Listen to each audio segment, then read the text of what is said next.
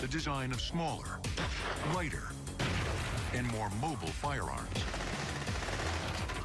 Throughout time, the idea is that a weapon is a compromise between range, lethality, and accuracy. When a weapon is developed, it's usually heavy, it's large, it's meant to be very powerful. But for every class of weapon, engineers also work to transform the big and bulky into the lean and mean. And so, rifles have gotten smaller. Machine guns have gotten smaller. And for every one of these heavy weapons, you've had a development of a lighter weapon. Tiny weapons can do things bigger firearms can't. They can be concealed and carried farther and faster. Soldiers with small, light weapons can carry more supplies and ammunition. And with a tiny handgun, spies and criminals can get away with murder. One tiny pistol developed in the 19th century became so notorious, it ushered in a whole new era of smaller guns. In 1865, a Derringer, a 6-inch pistol small enough to fit in a pocket, was used to commit one of the most shocking crimes in American history. We all know the story. A flamboyant actor named John Wilkes Booth snuck into President Abraham Lincoln's box at Ford's Theater. He fired at the president's head from point-blank range. But the reason Booth had to get so close to his target? The Derringer. This new tiny pistol wasn't accurate at long range. It would spray bullets every which way out of the barrel. Today's Derringers may look a lot like the old ones, but they're very different inside. Cobra Firearms, located in Salt Lake City, produces about 1,500 tiny Derringers every week. This is the beginning of a gun right here. This is a barrel insert. We're going to put that important twist. The twist is called rifling, and it's one of the most important advancements in gun design. Small spiral grooves are cut inside the barrel. As the bullet travels through, it rides these grooves and begins to spin. When the bullet leaves the barrel, the spin continues, improving aerodynamic stability and accuracy. Keeps the centrifugal force of that bullet traveling in a single direction rather than it wanting to tumble throughout the air. First introduced in rifles, the process of rifling spread to other firearms, making them more accurate over longer ranges. The Derringer that shot Lincoln did have some rifling in its barrel, but that wasn't enough to make the gun accurate at short range. Early Derringers also had a flaw. The gun's barrel bores were larger than its bullets. The pistol used to kill Lincoln had a .44 caliber gun barrel, but the bullet was only .41 caliber. This mere 3/100 of an inch would cause the bullet to bounce around inside the barrel. Once it left the gun, there was no telling which direction the bullet would fly. Today, every Cobra Derringer features a rifled barrel insert with a tighter fit. Once the rifling is complete, the barrel insert is cast into the barrel. Now we've got a raw Derringer barrel. She's going to get mated up with her frame. They're going to travel through the system and turn into a firearm. We're going to start at the all-important hinge hole. The barrel and frame are connected at the hinge hole. This allows the weapon to open and close for loading. Next, workers drill the lock hole. Once they put the lock in position, the barrel will remain fixed to the frame for firing. Derringers have been manufactured since 1852. With the Lincoln assassination, they became so popular that other manufacturers began copying their design, but with a very subtle difference. If you were to look at an actual Derringer made by Derringer, the spelling is with one single R. Now, there were attempts to copy his weapons even in the day that he made them, and they spelled the name with two R's. Henry Derringer continued making guns until his death in 1868. But Derringer spelled with two R's has now become a generic term for any small 1- or 2-round pistol. Another key difference between 19th century Derringers and today's is the emphasis on safety. Cobra strives to make their weapons as safe as possible. This crossbolt safety that we've added to it prevents what's called drop fires. So if the firearm is ever dropped onto the ground and strikes its hammer when loaded, it won't ever discharge. 28 individually machined parts go into making every Cobra Derringer. When they're all in place, the gun is tested. We will want to test each and every gun before it leaves Cobra, so the end user is going to be safe. Weighing less than a pound and loaded with .22 caliber ammunition, this Virgin Derringer is ready for its debut.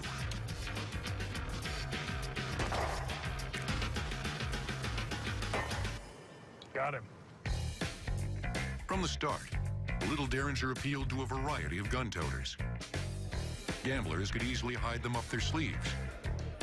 And they became a favorite of women, looking for extra protection.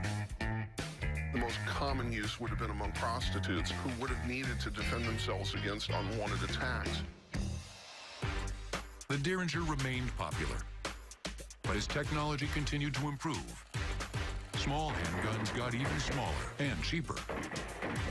Not surprisingly, criminals and gangsters embraced them, inspiring a name for their weapon of choice, the Saturday Night Special.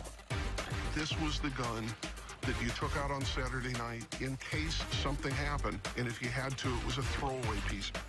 Saturday Night Special is a label given to an entire group of cheap small handguns. Easy for criminals to toss before police could find them. With nearly a decade of crime-fighting experience, George Wunderlich has seen his share of Saturday Night Specials. The Astra 25 is one of those Saturday Night Specials that's gained a certain notoriety. It's very easily concealable. You can hide it in your hand. It's as thin as a wallet. This was the gun of choice. In the first half of the 20th century, gang violence exploded in the U.S. More gangsters meant more guns on the street, and the smaller, the better. For a criminal, concealment is vitally important because it allows you to both approach and retreat from a crime scene without really being able to be noticed. A small, concealable weapon gives you the advantage of surprise. Another Saturday Night Special, the Rome RG-14, nearly took the life of another commander-in-chief. One of the most famous uses of a Saturday Night Special would have been the attempted assassination of President Reagan. And what we see here is a very small, very cheap .22 caliber revolver being used that nearly brings down the President of the United States. As these miniature pistols became more and more prevalent, the authorities stepped in to control them. The Saturday Night Special was actually outlawed from import or manufacture here in the United States. The government was compelled to get these tiny and inexpensive firearms off the streets. But it would take more than a new law to stop crime. Coming up, the police fight back for their own smaller weapons. In today's world, officers need a small, compact system. And the tank goes tiny. You're never really going to know what it's like to be visited by the Badger until it comes crashing through your wall. Next on Modern Marvels. We now return to tiny weapons on Modern Marvels.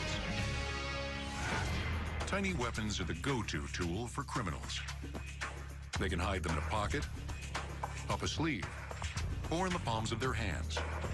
Every year, tens of thousands of small handguns are used in crimes like robbery and murder. But fortunately for the cops and the rest of us, one small pistol helped level the playing field. As they used to say in the West, God did not make man equal. Colonel Colt did. Weapon maker Samuel Colt's pocket revolver gave police something they'd never had before. A pistol small enough to hide. We can now take that revolver and place it into a pocket. It's fully concealed, it's very handy, it's lightweight, and it has multiple shots. Colt's pocket revolver was the first revolver reliable and accurate enough to be adopted by police. Its secret? Superior design and manufacturing techniques. It was one of the first guns in America to really use interchangeable parts and a high level of accurate machining to make the weapon. The development of the Colt pocket revolver unleashed a variety of new, increasingly smaller pistols. Eventually, it ushered in a new style of policing.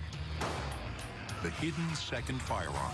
It might be carried in an ankle holster, it might be carried in a pocket, but typically it's concealed in a place that's easily accessible, but not obvious.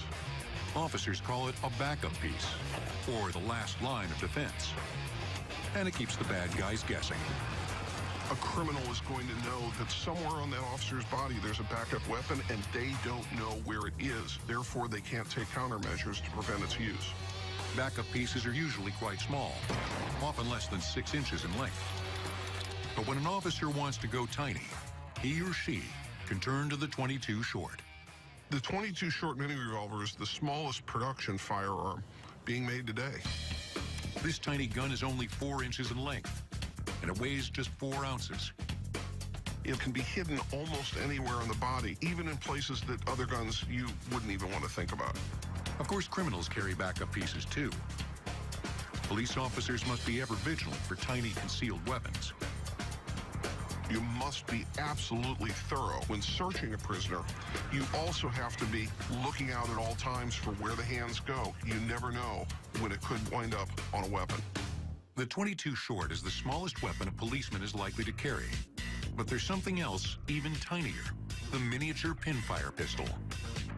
Less than 2 inches in length, these miniguns are a favorite of collectors.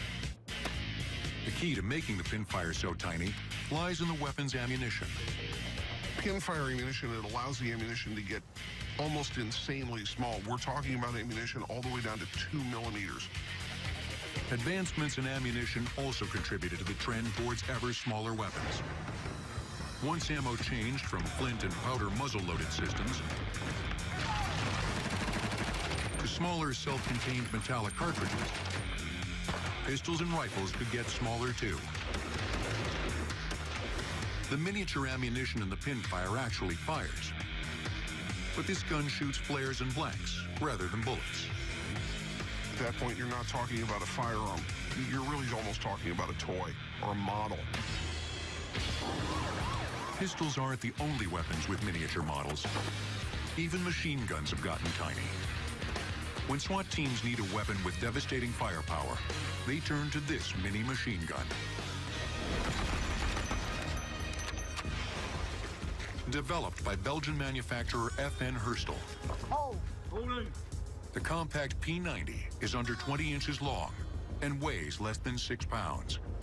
Operators love its small ergonomic design and its versatility in close quarters.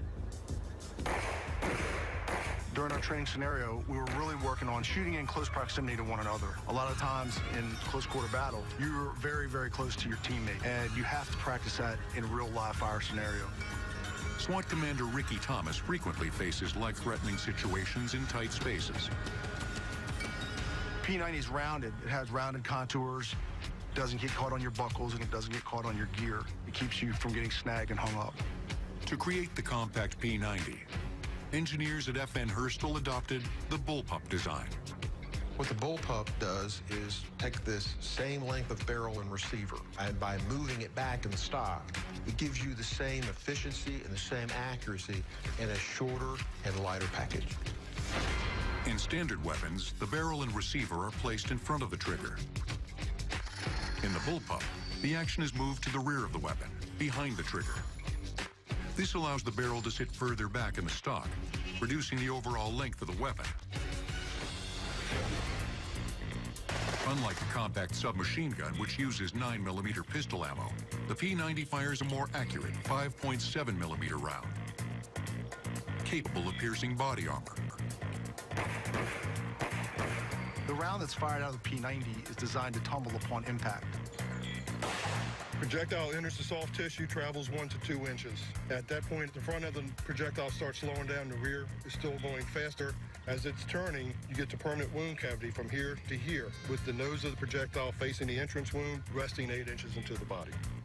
And the P90 fires fast, unloading 50 rounds in less than 4 seconds.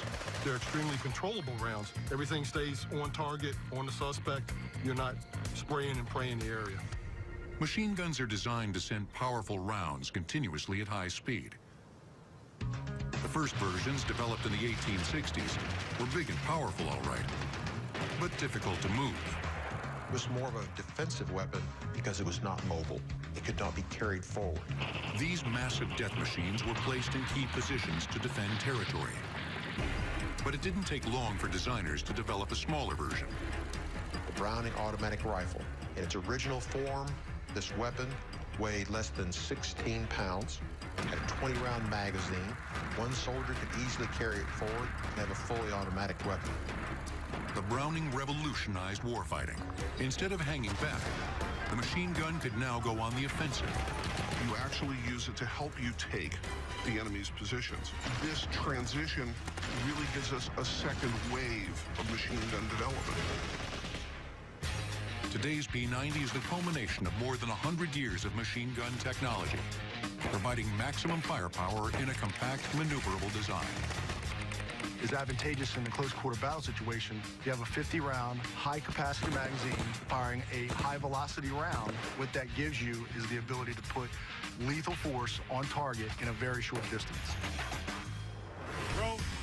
Coming up, take a crash course on a tiny bomb. The shrapnel is going to get you. Going to just rip you to shreds. Boom. And rifles get smaller and nastier. Lighter than most weapon systems out there. It's a great weapon overall. During World War II, Allies smuggled thousands of tiny liberators into enemy territory. These pistols were meant for civilians who didn't have weapons, equipping them to kill an enemy soldier and take his more powerful gun. Tiny weapons will return on Modern Marvels. We now return to tiny weapons on Modern Marvels. For centuries, the rifle has been the main weapon for warfighters. It may not be tiny, but its range, accuracy, and power have made it crucial to success in battle. But as fighting styles have evolved, from firing in organized ranks to hide, shoot, and move guerrilla warfare, the rifle has gotten smaller too.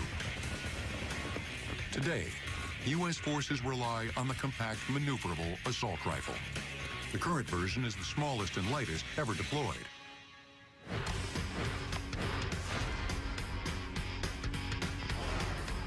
The M4 assault rifle is nearly 20% smaller than its predecessor. Today I'm carrying the M4 Carbine. It's a gas-operated, air-cooled, semi-automatic weapon. Shoots a 5.56 millimeter round. Fires from the semi or 3-round burst. Today at Fort Benning, Georgia, Sergeant Inkenbrandt and his squad are learning to master this 30-inch, 6.5-pound assault rifle. It enables me to get out of vehicles quicker, more efficiently. You can enter and clear rooms a lot quicker. For the last 150 years, engineering and technological advancements have helped shrink the rifle. From the long, bulky musket to the M4. By World War I, they had wonderful bolt-action rifles. Fired rather rapidly and were very accurate, but could not lay down that withering fire that a semi-automatic or a full automatic battle rifle or assault rifle could. The game-changing predecessor of the M4 was the semi-automatic M1 rifle of World War II. For the first time, troops didn't have to manually reload their rifle after every shot. The M1 gave birth to a new fighting style: fire and maneuver. Battle rifles with fast, accurate firing allowed half the team to lay down suppressive fire. All the rest of them could move forward in rushes from one covered position to another. The M1 was the first semi-automatic rifle that a single warfighter could carry on campaign. Once the weapon is fired, the expanding gases from the bullet are diverted into a cylinder, where they meet a piston and an operating rod. The gas pushes the operating rod toward the rear. This action rotates the bolt and ejects the spent cartridge as a fresh round loads into the chamber. With the success of the M1, all troops were assigned semi or fully automatic rifles. In the 1960s, an even smaller and lighter version appeared: the M16. The M16 is much lighter than anything we've had before. The cartridge has been downsized from 30 caliber to 22 caliber. We're allowing men to go farther, faster with the weapons that they have. The M16 enabled troops to move faster through the jungles of Vietnam. Today's M4, first used in 1994, is about 10 inches shorter and 1.5 pounds lighter than the M16. Well, I prefer the M4 because it's smaller and it's lighter than most weapon systems out there. It's a more effective weapon when it comes to clearing rooms in urban environments. It's accurate up to 500 meters. It's a great weapon overall. As battle conditions change, the assault rifle will continue to evolve. Developments in caseless ammo and the introduction of lightweight metals like titanium and scandium could shrink the assault rifle even more. Throw. But when warfighters need something even smaller and more powerful, they can grab this miniature bomb. All good. It's just 4 inches in length and weighs less than 1 pound. Throw. But today's M67 fragmentation grenade has a kill radius of 5 meters and inflicts serious casualties up to 15 meters away. The grenade gives warfighters a bomb tiny enough to throw.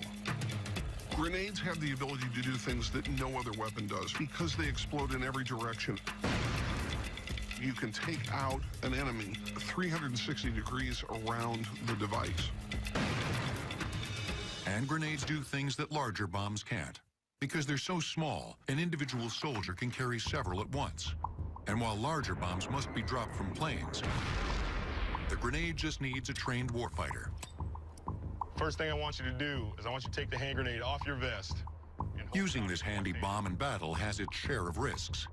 So the M67 is designed with 3 safety devices to prevent it from detonating accidentally. The pull ring, or pin, along with a safety clip, hold the spoon in position. You're going to insert one of 2 fingers, either your pointer finger or your social finger. Insert one of those 2 fingers, and then just pop your chest. The final safety on the grenade is the spoon. Once it's released, a spring-loaded firing pin hits a percussion cap, starting the time delay fuse. Approximately 5 seconds later, the grenade detonates. Hand grenades have existed for centuries, and like most weapons, they've gotten smaller in size. The Chinese created the first version over 1,000 years ago. 8th century Greeks and Romans packed Greek fire, a highly flammable liquid, into stone and ceramic jars. When tossed, the jars would explode, and the liquid would burn anything it touched. Even water couldn't squelch the flames. While extremely effective, grenades didn't go mainstream until the trench battles of World War I. Fighting from trench to trench, the grenade made sense because it could be thrown from one covered position into another covered position with enough explosive force and fragments to incapacitate or kill an enemy. Grenade designs continued to improve. The weapons became smaller and more powerful. But there's an inherent danger. The problem with hand grenades is that they will often throw fragments around their radius farther than a soldier can throw them. Training today's warfighters with M67 frag grenades is serious business. Instructors cover every possible scenario. We're going to go over some things that have happened, may happen, or could happen while you're here in the live bay. Pit NCO will sound off with, prepare to throw. Prepare to throw? No. Prepare to throw? No. Gentlemen, what happened with that soldier throwing the grenade? He froze up. He froze up. If that happens in our pit, Pit NCO will reach across, make 10 points of contact with the hand grenade, sweep away the non-throwing arm, take you to a knee, and motivate you. He'll sing you a song, talk to you, tell you about whatever it is you need to hear. Once that soldier is ready to throw, he'll stand him up. We'll continue training. Freezing up in the grenade pit is only one problem the instructors face with new recruits. Pit NCO will sound off with, throw. Gentlemen, what just happened at that point? He dropped his guide hand. He attempted to take a knee when he was throwing the hand grenade. If that happens, Pit NCO will sound off with, grenade inside the pit. He will then reach across, make 2 points of contact, take you outside the pit. When you land, it'll be ground, private, Pit NCO. That is to ensure that you are safe. We can cover you up at that time. If everything goes right on the range, Pit NCO will sound off with, throw. Boom. Some of the best situations for the hand grenade is to use it when clearing a building. Any point where you can't see around a room, but you know there's an enemy in there, fragmentation grenade. It's going to blow everything up in there. Thousands and thousands of pieces, literally, that's going to just rip you to shreds. This shrapnel is going to get you. While the M67 is the most popular grenade in use, other types, like the thermite grenade, are extremely effective. Thermite grenade is not to kill enemy soldiers, it's to kill equipment. It creates an enormous amount of chemical energy and heat, and it basically fuses the metal parts together so it cannot be used. Another type of grenade isn't used to destroy, but to conceal. Smoke grenades can be incredibly important when you want to advance your position. It allows you to do behind the smoke whatever you need to do without being visible to your opponent. Sniper threats are a huge thing in Iraq and Afghanistan. If you're having sniper contact and you have to cross a danger area like a road, a stream, pop some smoke grenades. Perfect concealment for you as you're moving across the danger areas. Bro. My favorite thing about an M67 hand grenade is the fact that I can produce more casualties faster with the M67 than I can with my personal weapon. You just can't match the amount of firepower that you have with just the hand grenade. The quest to go small isn't just about handheld firearms. One of the biggest and baddest military weapons is also going tiny. At How and How Technologies in Waterboro, Maine, brothers Mike and Jeff are building high-tech armored vehicles. And one model takes tiny to a whole new level. You're never really going to know what it's like to be visited by the Badger until it comes crashing through your wall. I'm pretty sure you don't want that happening. No. Created for SWAT and Special Forces, the Badger is a one-man all-terrain vehicle designed to breach buildings and other fortified positions. It's currently the smallest passenger tank on Earth. The most unique thing about the Badger is it's super small. It's only 32 inches wide, so it can fit through a door. That was really the huge engineering challenge for us to build a tank that's smaller than a human, yet can fit a human in it. Its small size makes the Badger incredibly mobile, and its armor plating can repel large caliber rounds. The shape of the Badger's front end is crucial to its success in the field. The more angled this vehicle is to the person that's shooting at it, the better it's going to be at deflecting bullets. Here we have a 50 caliber armor-piercing round that just barely made it in and then ricocheted out. Here we have an AK-47. Those are very, very, very powerful rounds. Handgun round won't even mar the paint on this. And it's not just impervious to rifle fire. The Badger can stand up to small explosives, too. I can't really tell you the size of explosive that this thing can handle, but it put this thing 8 feet in the air and only sustained about 25 Gs on the inside, which means the guy survived. Storming buildings uninvited is the Badger's specialty. We've used it to punch through cinder block walls, reinforced rebar walls. In the event there's an emergency, something's going on, we don't want the Badger to have to run around and look for a door. It can literally go through a wall. Bringing the Badger to life wasn't easy. Just cutting the armor was a massive undertaking. One of the most difficult things with the Badger is how do you cut the material? This is so hard, you can hear it. The answer? Water jet cutting. At 60,000 pounds per square inch of pressure, the water jet cutter can slice through hardened steel and granite. In engineering, you never really know what you're going to end up with until it's done. And so that's why here we produce prototypes and we test and we test and we test again. And by the end of the day, if we've done a good job, we have a vehicle that is really survivable. The mini tank doesn't end with the Badger. Robots right now are really important for the military. We want to reduce the amount of casualties we're getting abroad and bring our soldiers home. We have today's technology, which is a human small miniature tank, to tomorrow's technology, which is a very, very small robot that can still do that mission, but remove the human right out of the hazardous environment. Coming up, they may look like toys, but these remote-controlled planes are saving lives. These are instrumental to the way our warfighters operate. Get down! Put the weapon down! Land the shoulder! And nuclear weapons go portable.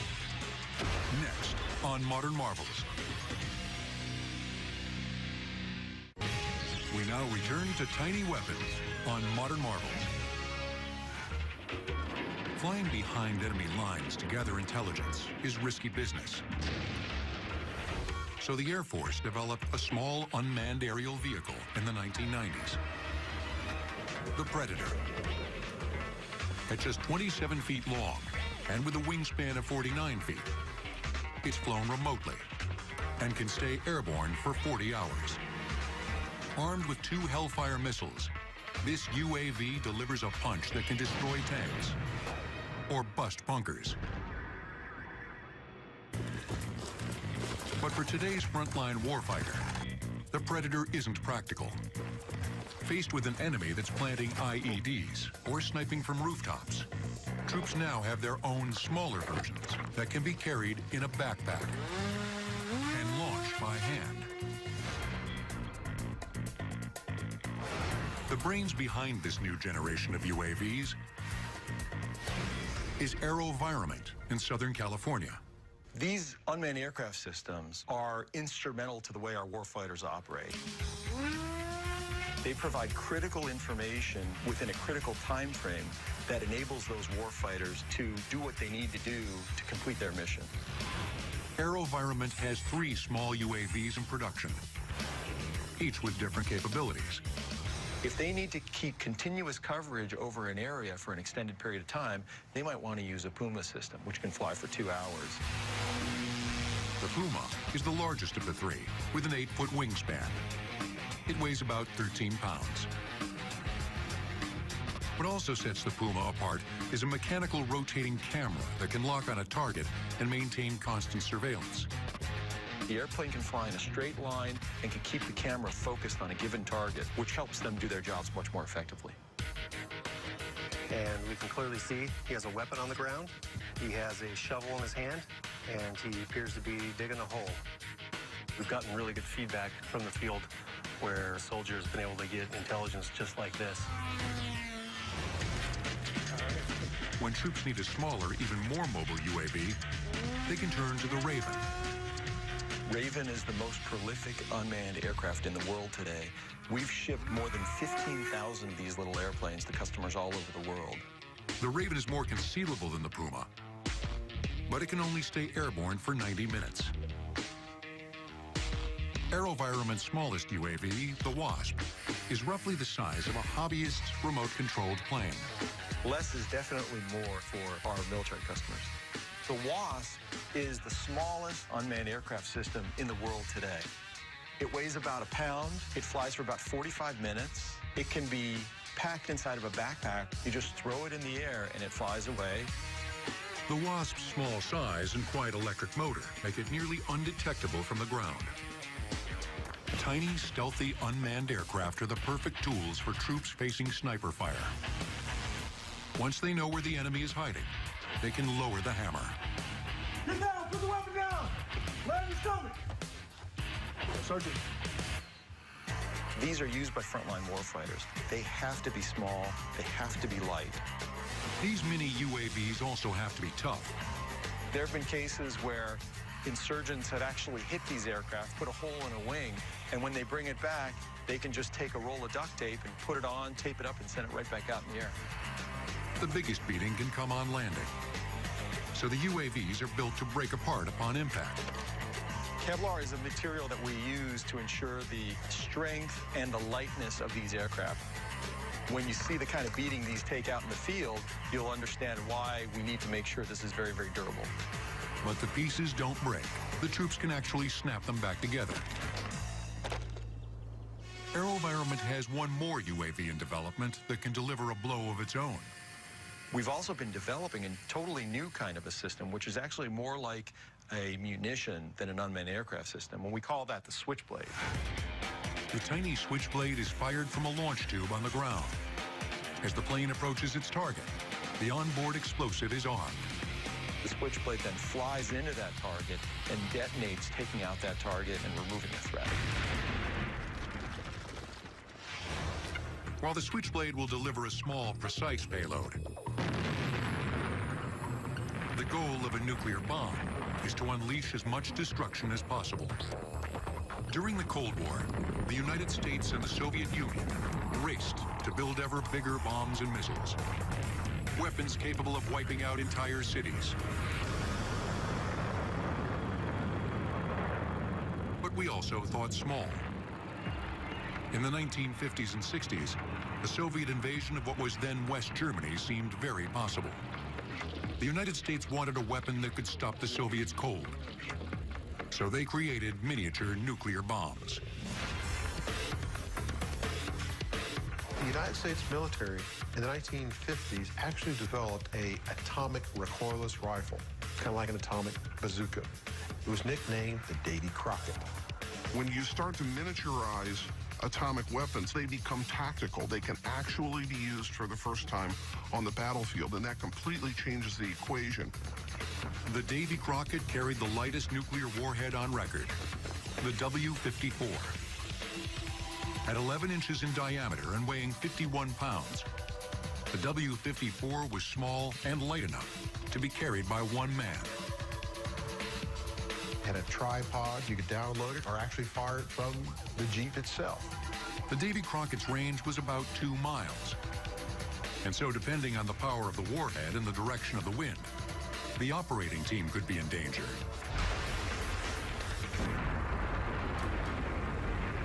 With the more powerful explosive heads that were used on the Davy Crockett, there's actually a possibility that the range of the kill zone is greater than the effective range of the weapon, making it a weapon of last resort. The Davy Crockett was tested several times, but never used in combat. Eventually, the weapon was stockpiled and then decommissioned in 1971. Next on Modern Marvels, more than just tiny. These weapons are in disguise. You have a right to defend yourself. We advise, strike hard, and get out of there. Between 1961 and 1971, 2,100 Davy Crockett systems were deployed throughout Europe. It was last tested above ground on July 17, 1962. This marked the final U.S.-sponsored above-ground test of any nuclear weapon. Tiny weapons will return on Modern Marvels. We now return to tiny weapons on Modern Marvels. We've seen how advances in technology have made weapons smaller, more maneuverable, but just as deadly.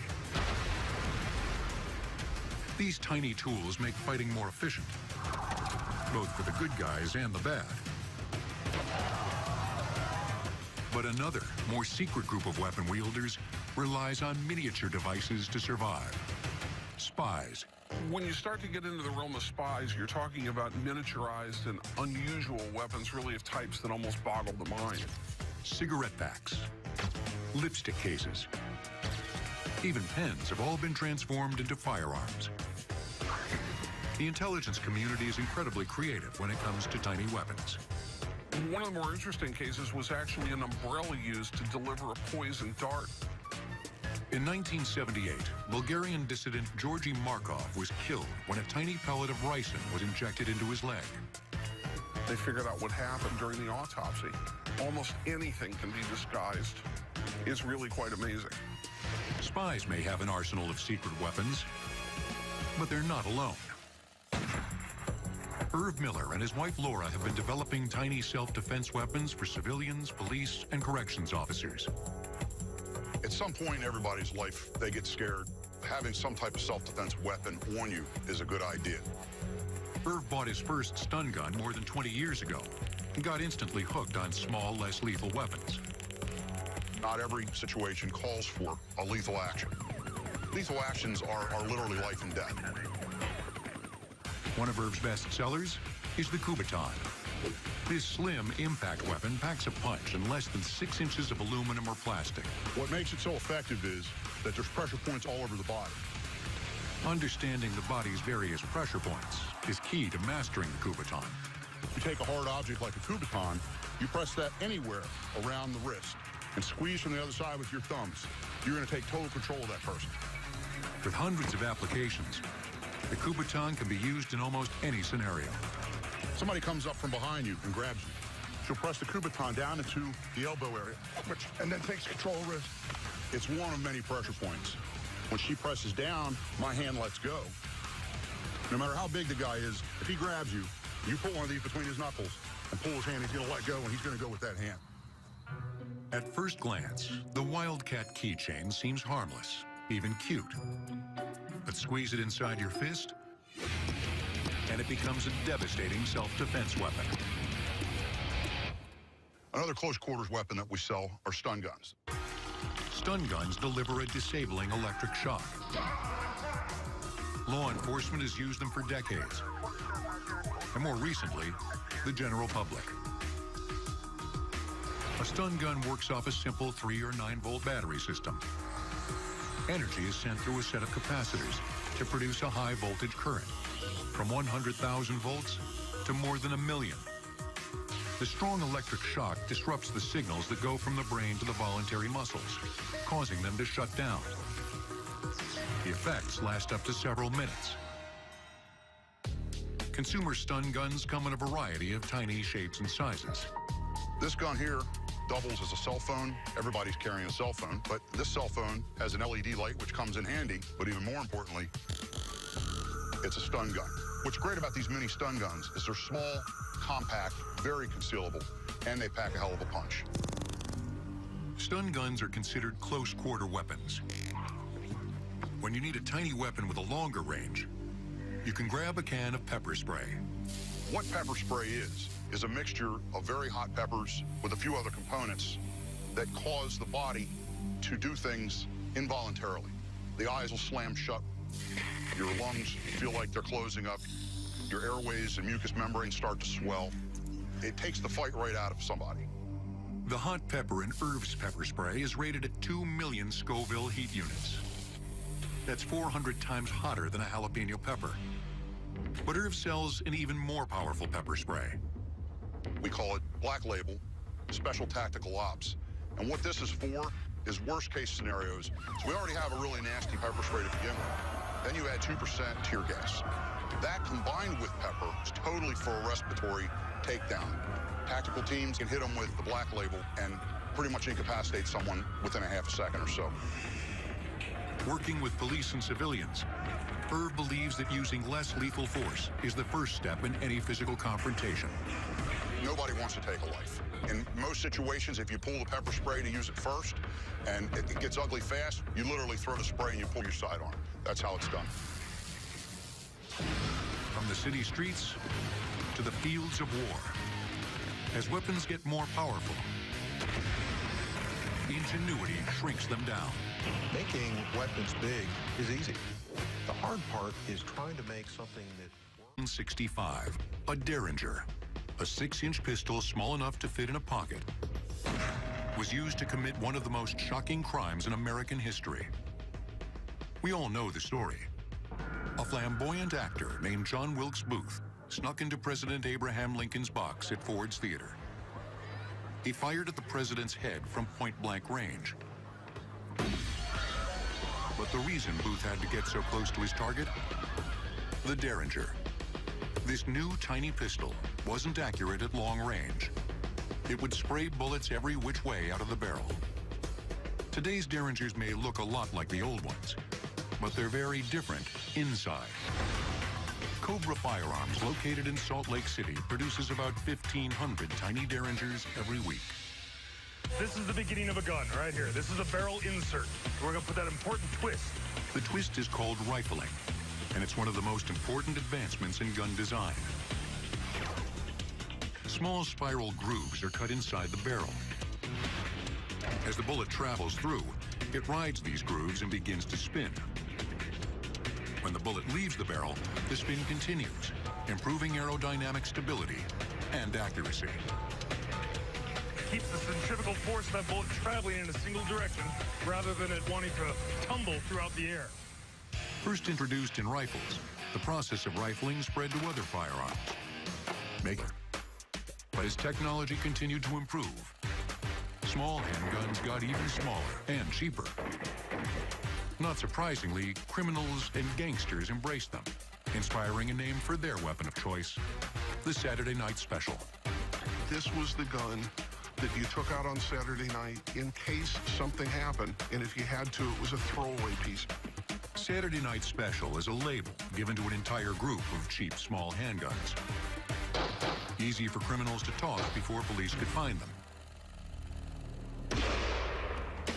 With nearly a decade of crime-fighting experience, George Wunderlich has seen his share of Saturday night specials. The Astra 25 is one of those Saturday night specials that's gained a certain notoriety. It's very easily concealable. You can hide it in your hand. It's as thin as a wallet. This was the gun of choice. In the first half of the 20th century, gang violence exploded in the U.S. More gangsters meant more guns on the street, and the smaller, the better. For criminal, concealment is vitally important because it allows you to both approach and retreat from a crime scene without really being able to be noticed. A small, concealable weapon gives you the advantage of surprise. Another Saturday night special, the Rome RG-14, nearly took the life of another commander-in-chief. One of the most famous uses of a Saturday night special would have been, now there were attempts to copy his weapons even in the day that he made them, and they spelled the name with 2 R's. Henry Derringer continued making guns until his death in 1868. But Derringer spelled with 2 R's has now become a generic term for any small 1 or 2 round pistol.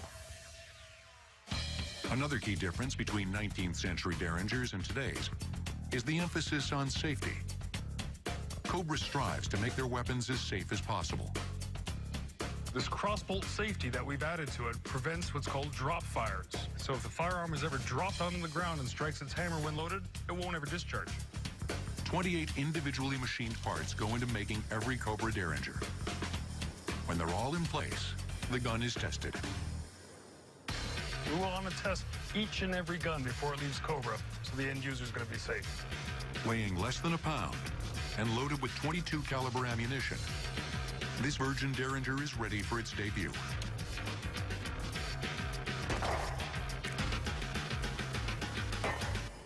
Got him. From the start, the little Derringer appealed to a variety of gun toters. Gamblers could easily hide them up their sleeves. And they became a favorite of women, looking for extra protection. The most common use would have been among prostitutes who would have needed to defend themselves against unwanted attacks. The Derringer remained popular, making them more accurate over longer ranges. The Derringer that shot Lincoln did have some rifling in its barrel, but that wasn't enough to make the gun accurate at short range. Early Derringers also had a flaw. The gun's barrel bores were larger than its bullets. The pistol used to kill Lincoln had a .44 caliber gun barrel, but the bullet was only .41 caliber. This mere 0.03 of an inch would cause the bullet to bounce around inside the barrel. Once it left the gun, there was no telling which direction the bullet would fly. Today, every Cobra Derringer features a rifled barrel insert with a tighter fit. Once the rifling is complete, the barrel insert is cast into the barrel. Now we've got a raw Derringer barrel. She's going to get mated up with her frame. They're going to travel through the system and turn into a firearm. We're going to start at the all-important hinge hole. The barrel and frame are connected at the hinge hole. This allows the weapon to open and close for loading. Next, workers drill the lock hole. Once they put the lock in position, the barrel will remain fixed to the frame for firing. Derringers have been manufactured since 1852. With the Lincoln assassination, they became so popular that other manufacturers began copying their design, but with a very subtle difference. If you were to look at an actual Derringer made by Derringer, the spelling is with 1 single R. The design of smaller, lighter, and more mobile firearms. Throughout time, the idea is that a weapon is a compromise between range, lethality, and accuracy.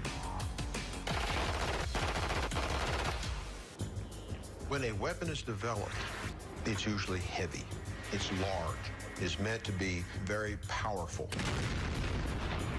But for every class of weapon, engineers also work to transform the big and bulky into the lean and mean. And so, rifles have gotten smaller. Machine guns have gotten smaller. And for every one of these heavy weapons, you've had a development of a lighter weapon. Tiny weapons can do things bigger firearms can't. They can be concealed and carried farther and faster. Soldiers with small, light weapons can carry more supplies and ammunition. And with a tiny handgun, spies and criminals can get away with murder.